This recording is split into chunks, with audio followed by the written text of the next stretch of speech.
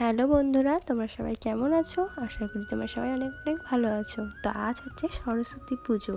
তো চলো আজকের ব্লগটা শুরু করি। তো আমরা আজকে সরস্বতী ঠাকুরই দেখতে যাচ্ছি। তো দেখো এই যে আমি শাড়ি পরে রেডি হয়ে গেছি, কেমন লাগছে অবশ্যই জানিও।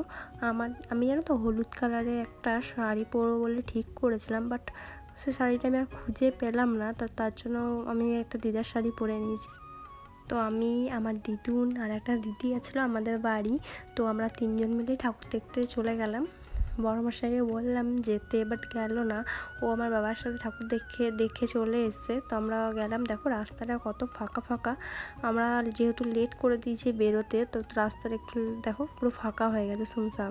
আর এই যেন এই ঠাকুরটা না খুব সুন্দর করেছে, তাই তোমাদের সাথে এই ভিডিওটাই শেয়ার করলাম। ভেবেছিলাম যে ভিডিও করবো না, বাট এই ঠাকুরটা খুবই সুন্দর, তো ওই জন্য ভিডিও করে নিলাম।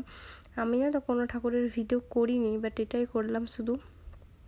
এই যে দেখো, আর এখানে বাচ্চাগুলো খেলা করছে। ঠাকুরের মূর্তিটা দেখলে না মনটা ভরে যাচ্ছে, এত সুন্দর মূর্তিটা করেছে। দেখো তোমরা, দেখো বাচ্চাগুলো কী সুন্দর খেলা করছে।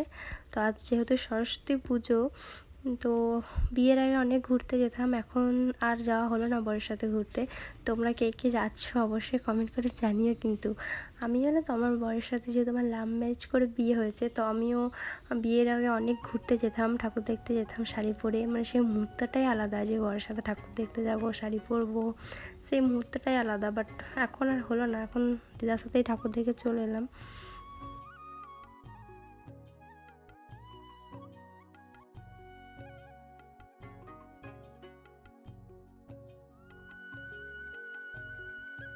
তোমরা সরস্বতী পুজোতে কে কী করলে অবশ্যই কমেন্ট করে জানিও।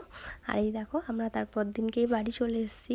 তো আমার বরের কিছু কাজ ছিল, তার জন্য আমাকে বাড়ি আসতে হলো।